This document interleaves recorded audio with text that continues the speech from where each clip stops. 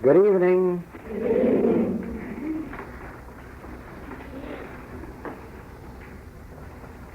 Who wasn't here this afternoon? Oh. Are you sorry?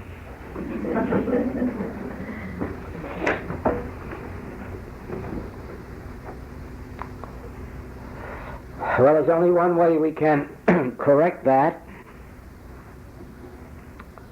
And I've asked that the tape that was made today, which has on the other side of it the one made Sunday morning, be included in the Portland closed class, so that today's tape will become a part of this closed class. So when you hear this class again, those of you who weren't here will hear what took place today that was of such importance that it had to be included in this class. Had I known that it was going to come out today, I would have told you in advance, but my father told me only 5 minutes before I came out on the platform, and there it is, on tape.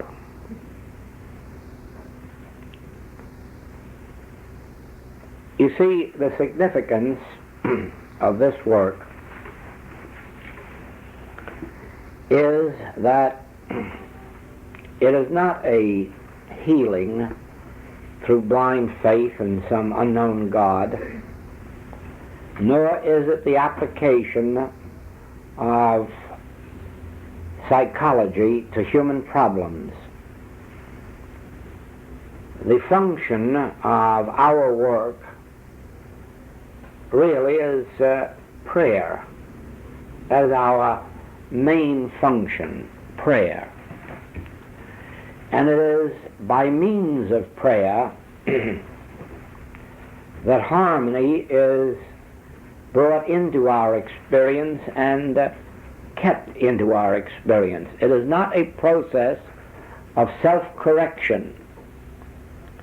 It is not a process of trying to change one's thoughts from evil or negative thoughts to good thoughts, nor to change our bad conduct into good conduct.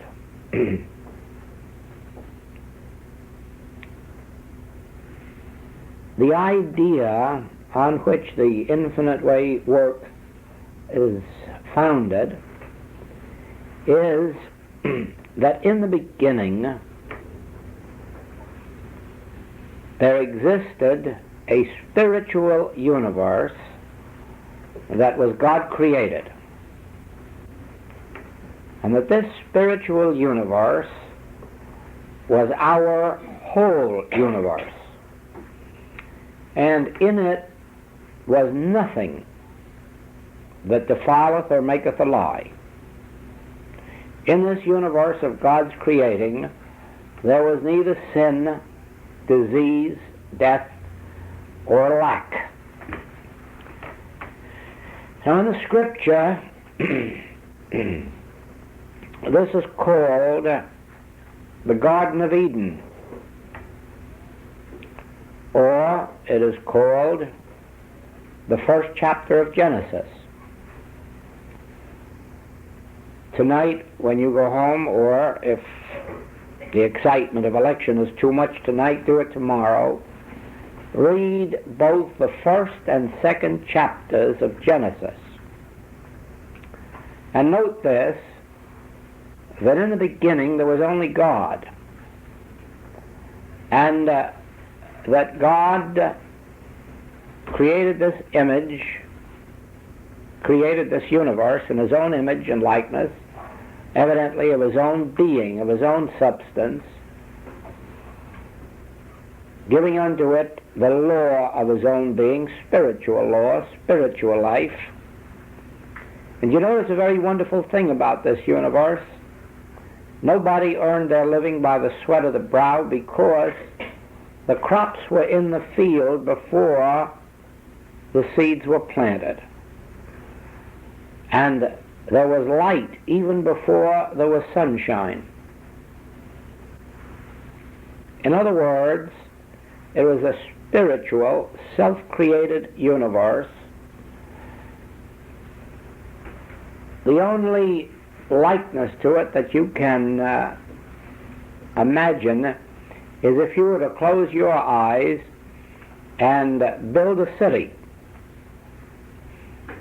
Right here, as we sit, build a city. Watch those, well, there it is, all complete. The skyscrapers are there, and the streets are in. Evidently the sewage is all underneath, the lighting, the heating. And as we look out into this scene behind our eyes, we have the full and complete city. Right outside we can even see the country. And all of this created without manufacturing bricks or asphalt or putting in pipes or doing any of these billions of things that men would have to do if they really built the city materially. We built it mentally. Of course, building it mentally, it isn't a real city. It's only a dream city. And when you come to the second chapter of Genesis, you will learn that that's the kind of a world that you are now living in as human beings, a shadow world that has no reality. It was created by the mind, and because the mind isn't really a creator, it can't create anything but shadow images. You can make it look like a city, but you can't go in and try to live in it. You can make it look as if it had electric lights, but you can't really get illumination from it. And that is the world that as human beings we are living in. It's a mentally created universe which is as unreal as that city you just built in your mind. And that is why we can destroy this world that we're living in any moment that we wish. That is, when the wish is deep enough and sincere enough. Idle wishing won't do it, but a wish that goes as deep as that of Christ Jesus will, for he overcame this world. And we can do the same, because this world that we're living in is not a real world. It is the second chapter of Genesis, that which was created by mind. And mind isn't power. Mind can't build a city. Mind can't build anything except shadows, dream images, counterfeits. It is the Spirit, which we call God, that is the creative principle of this world. And when you destroy this world in which you're living, when you overcome it, you will not have destroyed a single thing except some false images. You will be here, and your body will be here, and your world will be here, but it'll all be harmonious. And it'll all be subject to spiritual law, not material law or mental law or legal law. There will be only one law in your universe. You will be able to say to anyone and to everyone, as the Master said to Pilate, "Thou couldst have no power over me unless it came from the Father within." You will acknowledge no law but spiritual law. Of course, by that time you won't be violating any other kind of law. Now, in this first chapter of Genesis, you do not have to do anything except live. We might say live and love, because into that Garden of Eden there came male and female, Adam and Eve.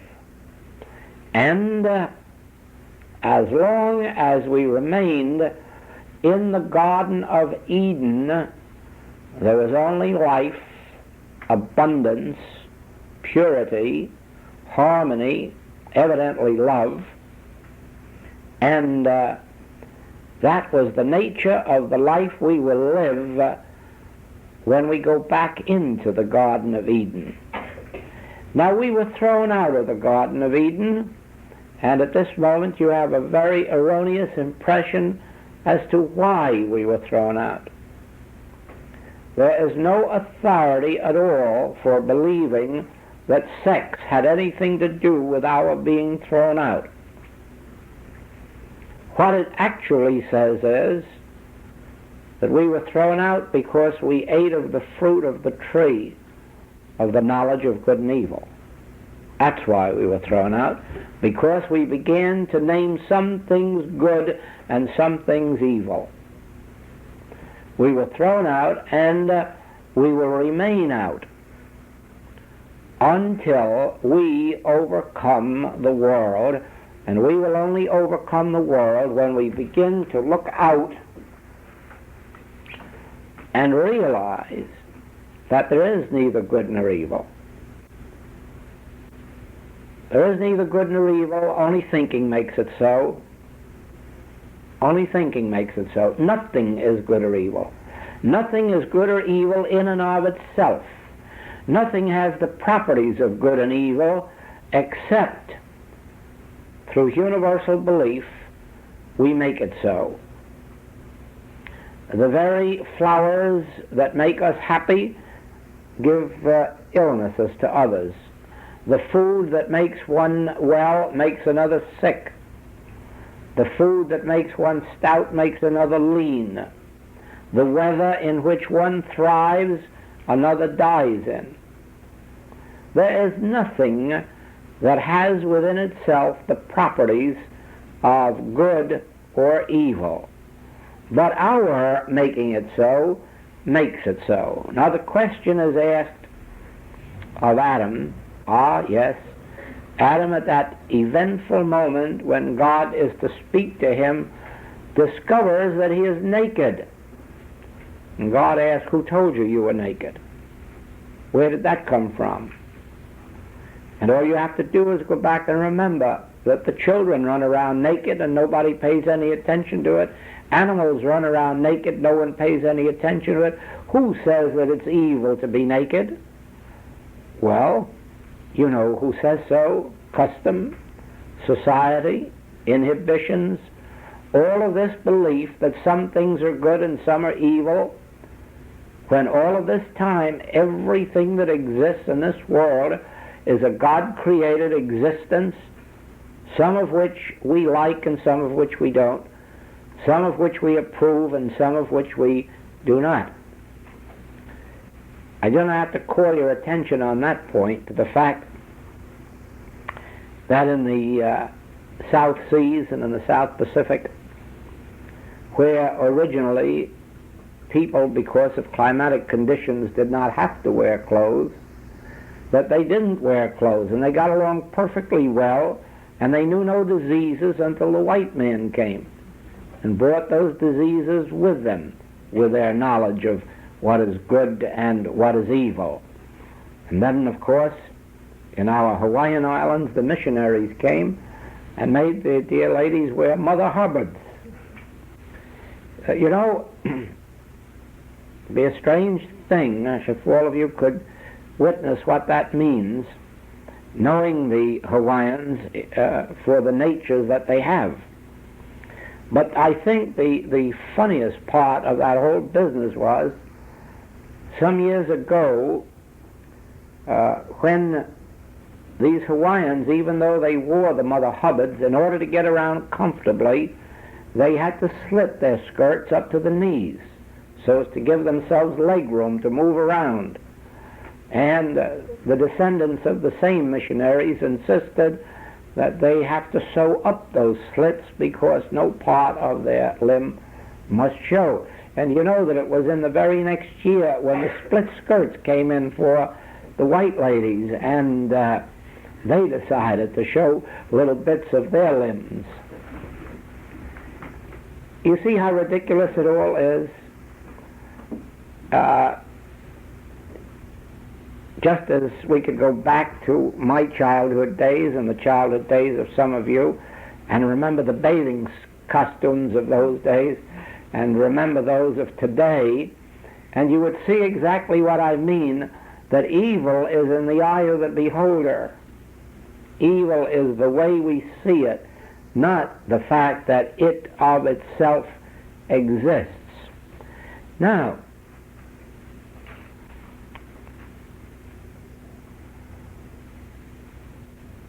the miracle that has taken place in our work since this revelation was given to me, that there is no such thing as evil, but neither is there any such thing as good. There is only the original Garden of Eden in which all is God being. And our mistake, the mistake of all metaphysical teachings, has been that we have tried to change evil into good. And there isn't any good to change it into. There isn't anyone to say what constitutes good. There isn't anyone to say how long it will be good after you decide that it is good.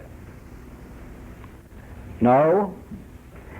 As I see it, it is as if these rooms were empty. I mean, empty of you and me.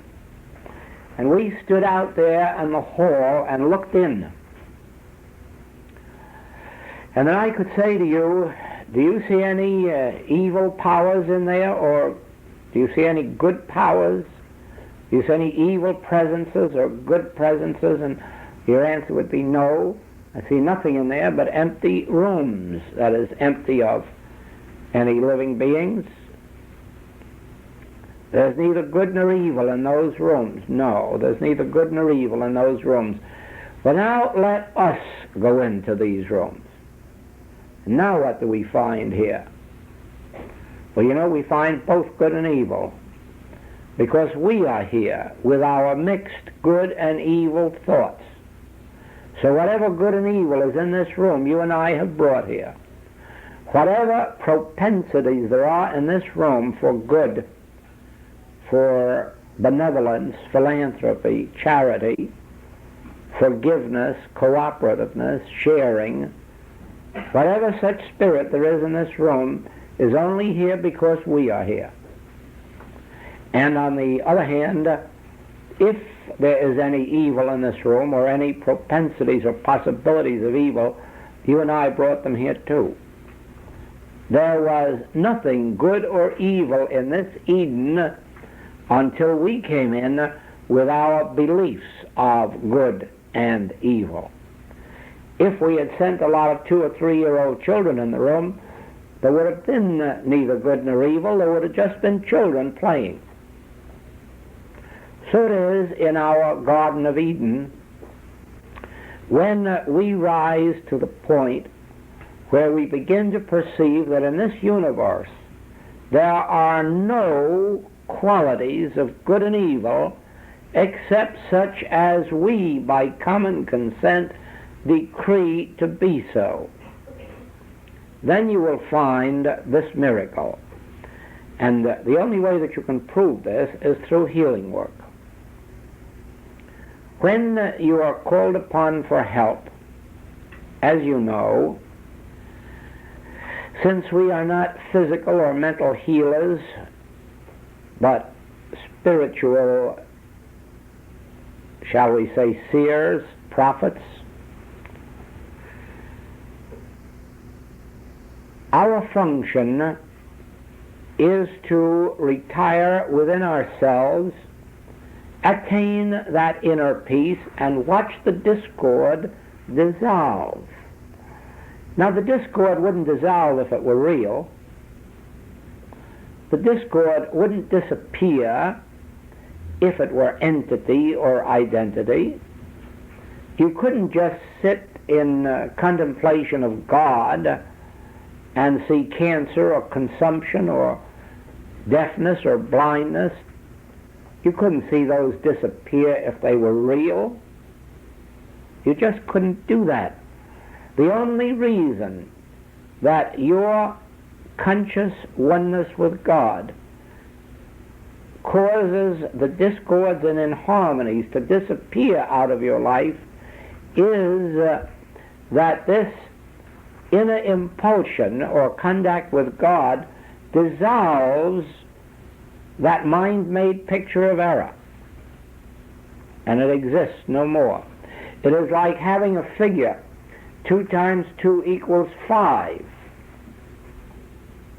And I don't care how many times you write it, it still isn't a reality.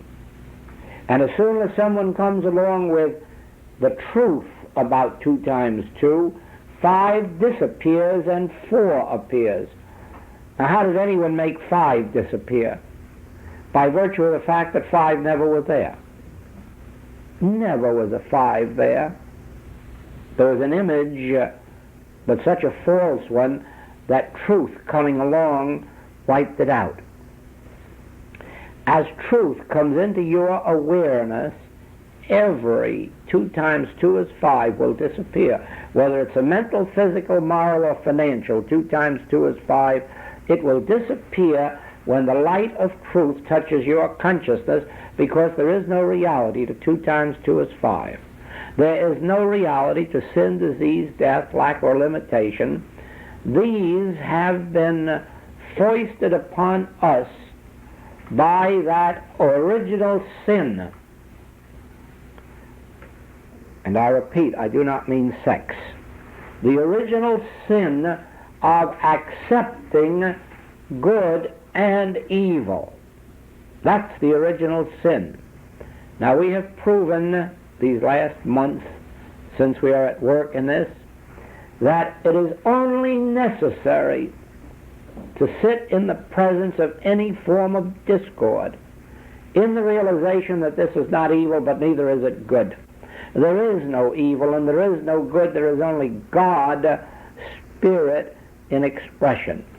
And by not trying to change evil to good, by not trying to do anything to a person or a condition, except realizing the truth. Ye shall know the truth, and the truth shall make you free. And what is the truth? The truth that was the truth before the fall of Adam and Eve, the truth that there is neither good nor evil, there is only God, God being. And then you watch how these pictures of sense, these mind-made images, disappear. In the days when it was believed that matter was the only force and the only power, people had to work with that state of ignorance. But lo and behold, there came a day when someone discovered that mind is a greater power than matter, and that mind can control matter. And up to a certain point, that's true. If you have a powerful enough thinking apparatus, you really can change conditions of matter. There isn't any doubt about it that they are proving in Duke University that if you can just think strongly enough, you can make those dice come up 7 and 11 as many times as you want. Not that it proves anything about God if you were to do it every time.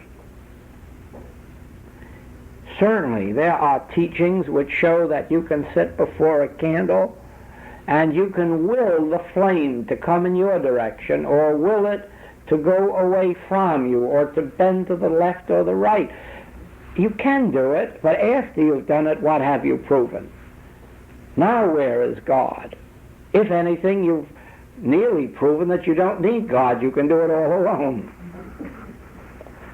But you see, it isn't really true, because after you've made the flame go this way and that way, you've done nothing. And after you've made the dice come up 7 or 11, all you do is get thrown out of every gambling house in the country. So you won't be able to use it. No, but when you can do what the Master did, say, I can of my own self do nothing. I can't make a white hair black. I can't add 1 cubit to my stature. And if I can't do the least of these things, there is no use my trying to do the greatest. So I will sit still. I will acknowledge that there is a kingdom of God within me. And I'll acknowledge that through prayer, through inner communion, this presence of God, this Christ, the Spirit of God, can come out into expression and dissolve all of these pictures. I can't, you can't. It can, if I can be still enough to let the still small voice move out into this world. Then you will see that not only the discordant pictures of life disappear, but some of the very ones that we have considered to be harmonious and good. Because once the Spirit touches us, the things that were humanly good to us before and seemed really to be the only object of living, they no longer become of any interest. It's a strange thing then that all of these 30-hour work weeks become very boring with too many hours left over in which to do nothing. And many of the amusements that have been made for mankind become very annoying and very disturbing once the Spirit has touched one and you begin to behold the realities of life and the joys that are of the Spirit. There are joys of the Spirit, but the human can't know them, because the human is accustomed only to those joys that are man-made and that have to do with externals, whereas the joys of the Spirit are inner and inward, and they find their expression in communion. Communion with each other, communion with nature, communion with art, communion with literature, communion with music, communion with the highest and finest ideals and their expressions.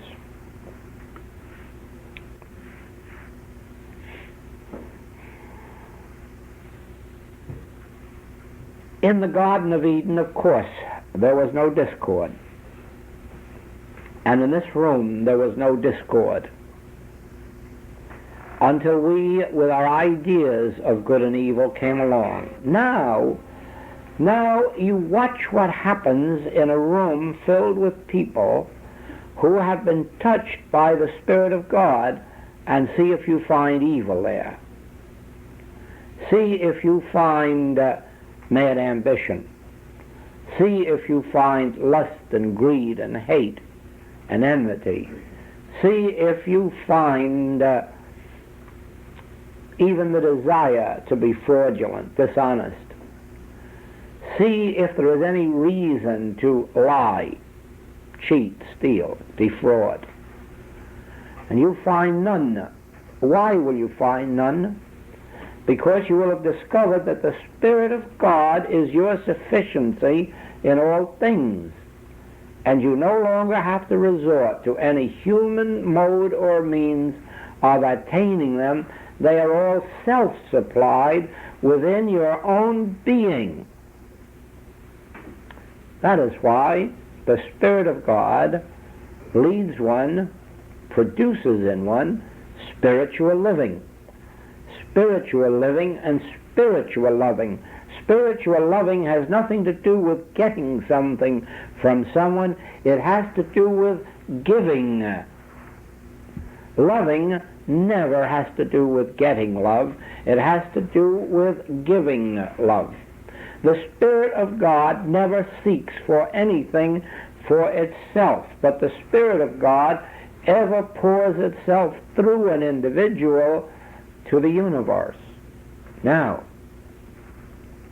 this we have seen, sometimes in small groups and sometimes in larger ones, that where there was no self-seeking, there was no evil of any nature. Not of any nature. No envy, no jealousy. As long as there was no self-seeking. As long as there is self-seeking, there is division.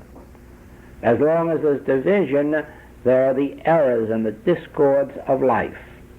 Just think what it would mean to have an inner conviction such as, thy grace is my sufficiency in all things. Think what it would mean to have such a conviction that never again would there be any need to look to a human being for anything. Always to have the awareness that whatever the need is, the fulfillment comes from within. It may come through others, but not from them. There would be no dependency upon them. There would be no designating who it should come from or who it should come through, because of this inner realization, thy grace is my sufficiency in all things. Then it would make no difference whether it were place or position, whether it were money or name or fame. There would be a relaxing in that understanding that only the inner grace could satisfactorily and satisfyingly supply it. So it is. You, for a brief moment in meditation, sit back, close your eyes, and begin to realize this, that out there, external to me, there is nothing good and nothing evil.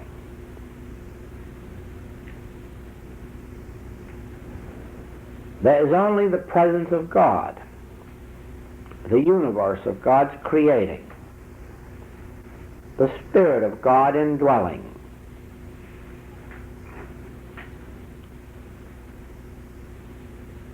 This is a spiritual universe peopled with children of God.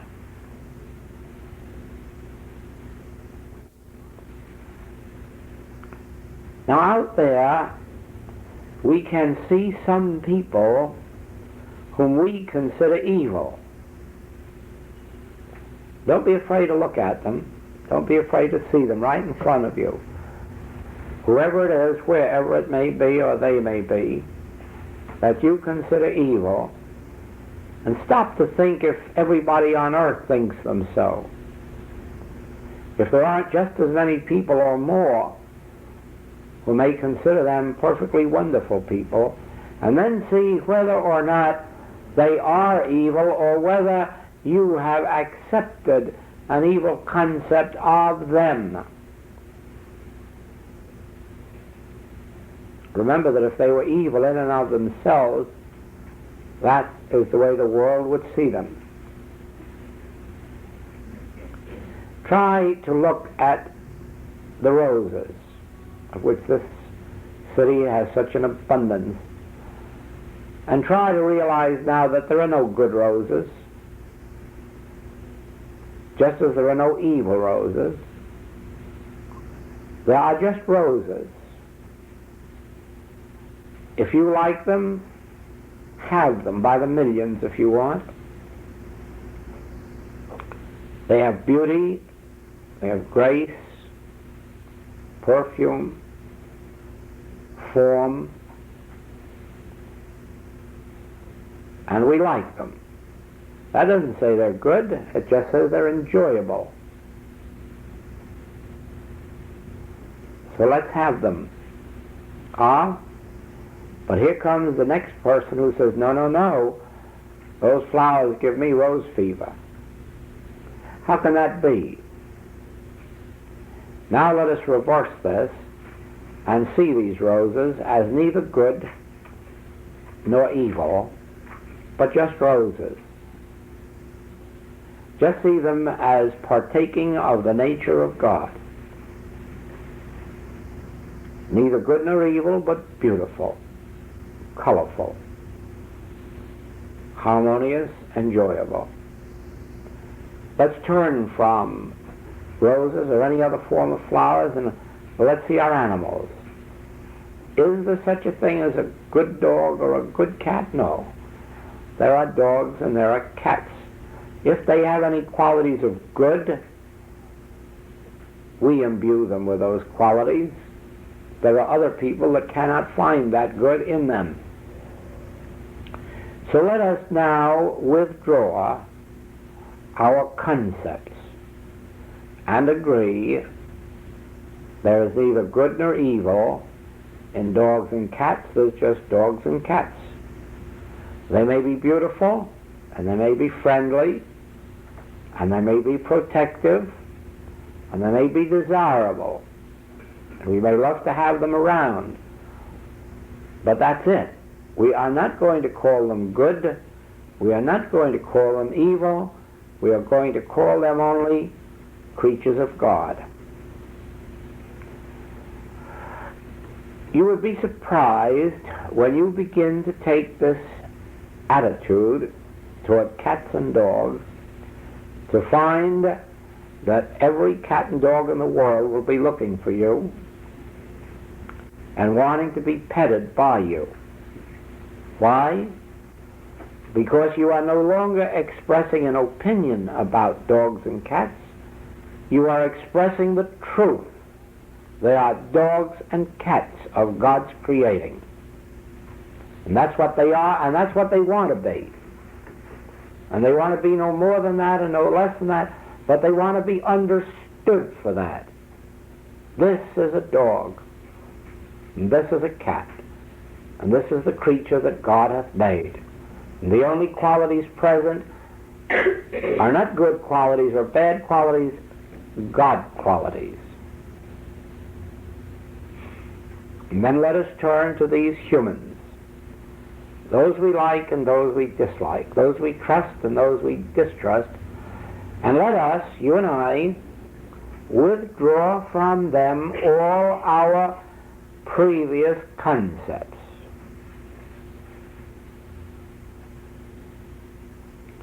And let us say, you are neither good nor bad. You are the man of God's creating, or the woman of God's creating.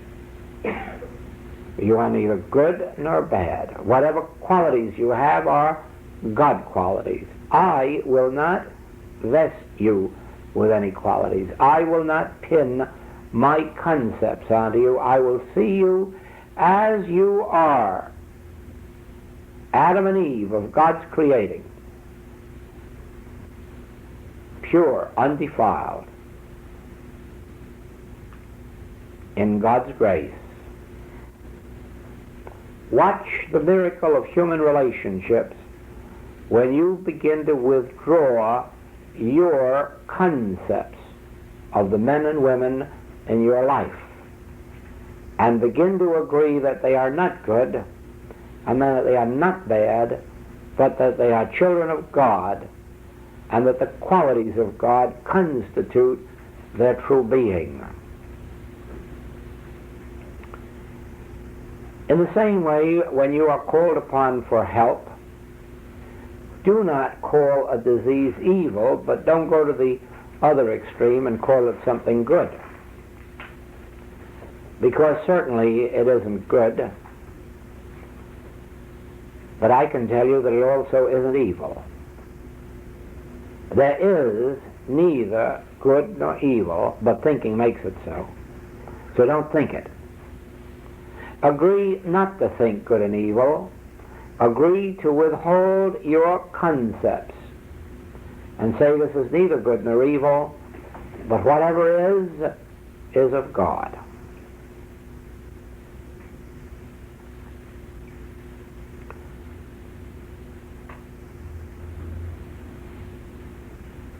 Look out upon this world,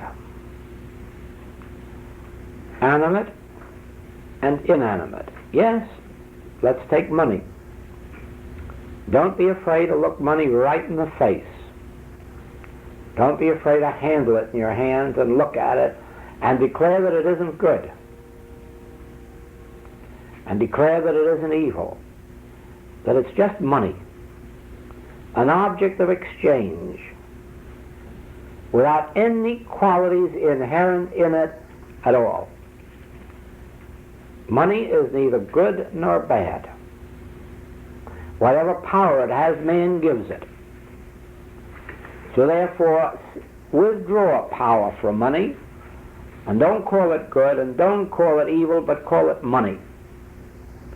And as you do, you will find that it too likes to be called by its own name. And its name isn't good, and its name isn't evil, its name is money.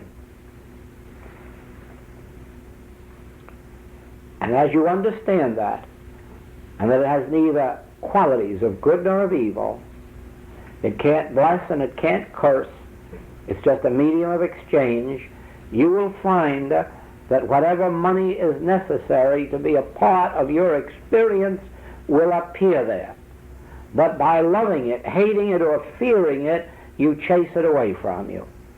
And if you attract it to you, it makes you a miser afraid to spend it.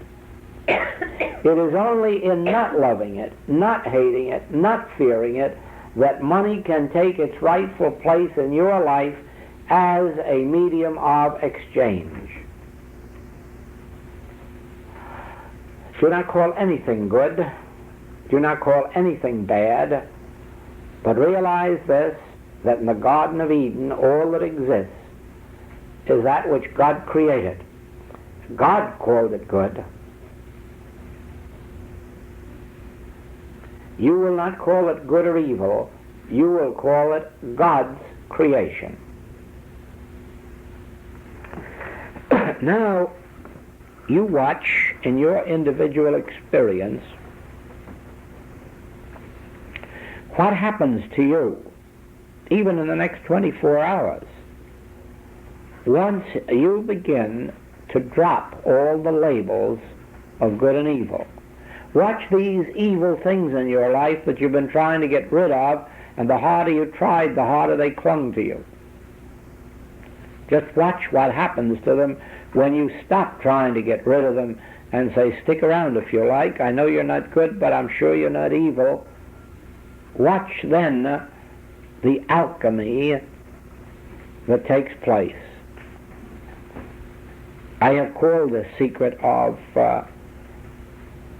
the first and second chapter of Genesis and the Garden of Eden, I've called this the secret of alchemy, because it does turn nothingness into something worthwhile. It does translate everything into that which is desirable and right. It changes the dross of human living into the gold of spiritual living. It changes the dross of materiality into the pure gold of spirituality. Just by one little quirk, just one little bit of knowledge, having no knowledge of good or of evil. You know,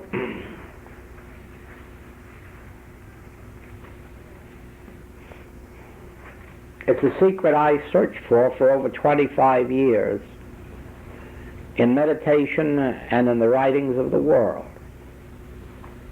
only to have it revealed to me in a sudden flash that the whole error that comes into our lives comes because of the things that we call good and the things that we call bad.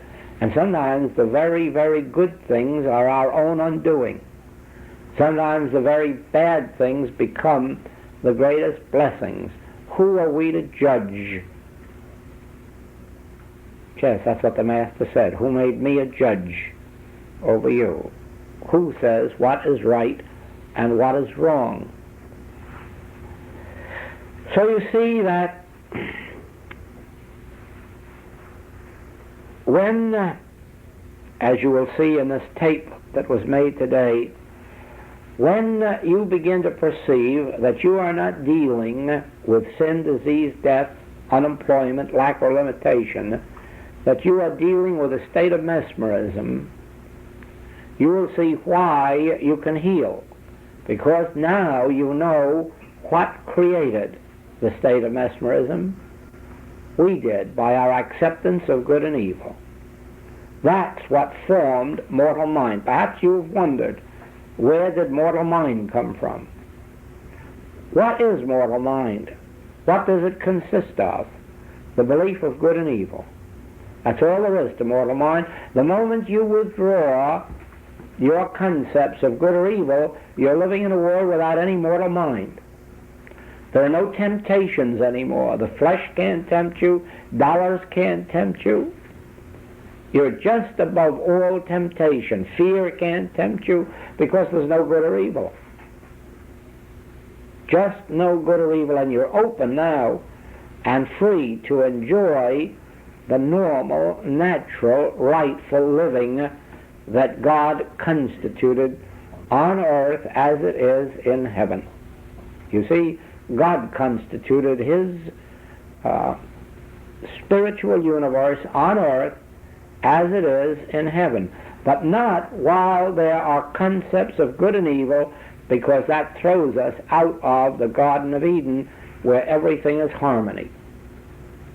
I will say this to you, that this truth acts like a series of atom bombs.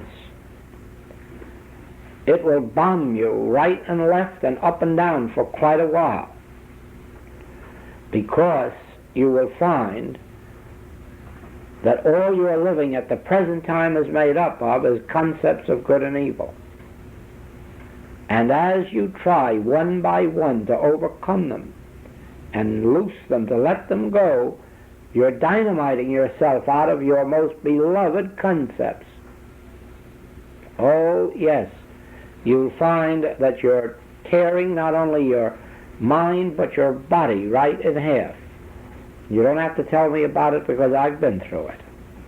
I don't know that I'm over it yet completely, because it's a terrifically dynamiting thing when you start to give up good and evil. Remember this, that this secret hasn't been discovered in 4,000 years.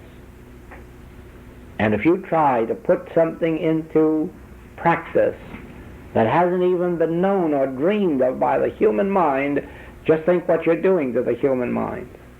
You're wrecking its whole process of education. You're wrecking everything on which your education was based. Why, you're even wrecking everything on which your morals were based. Your whole concepts of right and wrong are now going to be torn to pieces. Your whole concepts of body are going to be torn to pieces when you realize there's no right part of the body and no wrong part of the body. It's all God's creation. Oh yes, you'll find a lot of dynamiting taking place as you begin this practice. When the light first came to me on this, I was frightened, badly frightened, because before I knew it, it had slipped out of my mouth and I didn't intend it to. And then I wondered what would happen, but fortunately at that time it wasn't caught, it wasn't recognized, it wasn't realized. But gradually since then I have been introducing this subject until here it is, right in your lap. And the question is, what will you do with it? The secret of life, that which transforms us from humans into children of God, is our ability to give up our concepts of good and evil. Stop eating of the fruit of the tree of the knowledge of good and evil. Have no more good or evil, and recognize that nothing that you behold as good or evil, all that there is God. And then watch miracles come into your experience, but also watch the dynamiting that takes place and be prepared for it. Let us stop there for a moment. Now this brings us to this subject. There is neither good nor evil. That is our basic truth. There is neither good nor evil. All there is God, and God being. But stating that in and of itself does not bring the change always that we expect. So there must be this further step of inner communion which results in the Spirit being released. Now watch this. You've all had experience trying to meditate, and I'm sure that most of you have found it difficult and probably still have some difficulties with it. Now watch the difference as you sit back to meditate, and first think of anything you like.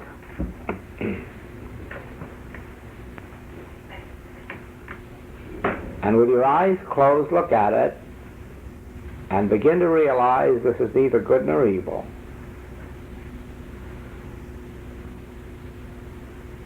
Neither good nor evil, just man or dog or cat or woman. This is neither good nor evil.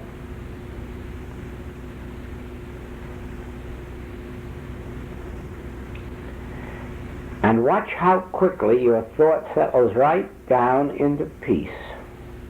Because I discovered something. Nobody can think unless they're thinking about something good or evil. There isn't anything you could think about unless you give it the title of good or evil. You can only be at peace. You can contemplate, let us say, some beautiful flowers. Now they're not good or evil, but they're surely beautiful. And you're already at peace. Look at a person or look at a home. Look at an animal and agree. Neither good nor evil here. Just the grace of God, the peace of God. And see how quickly you settle right down into meditation. It is almost accomplished in the twinkling of an eye, as long as you have nothing good or evil to think about. Nothing that you hate or fear or love. Just something that you contemplate without emotion. And you see, it's the good or evil that arouses the emotion. When it is neither good nor evil, there's no emotion. There's only what we might call pure joy, spiritual joy. See if you don't settle back quickly.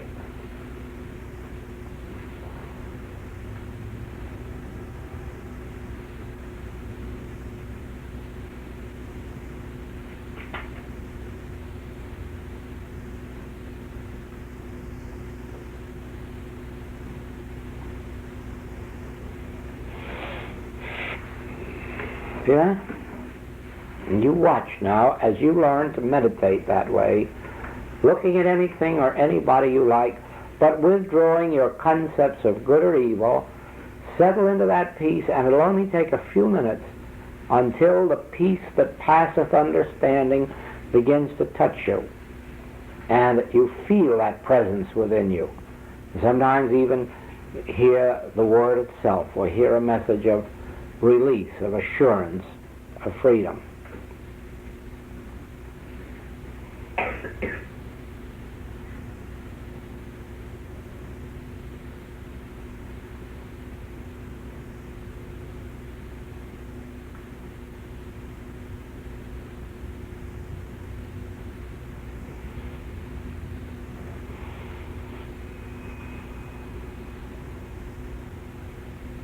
And in between comes that passage, thy grace is my sufficiency in all things. And see how your thought is taking away from all persons and conditions.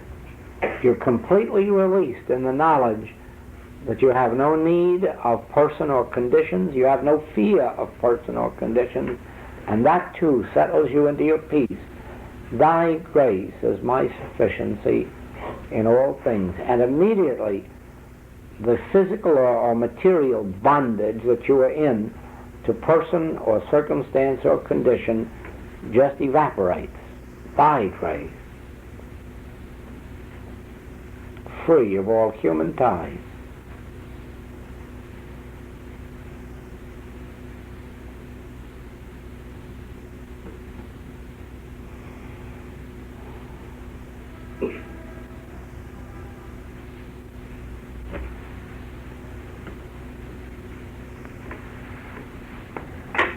And so it is that all of the discords of this life having to earn one's living by the sweat of the brow, bringing forth children in pain and labor. All of this came with knowing good and evil. All of this ends when we no longer know good or evil, and puts us right back there in the Garden of Eden. God maintained, God sustained, God equipped the wisdom of God, the life of God, the love of God, the flow of God, and nothing else but that. And, well, let's know more about it tomorrow night.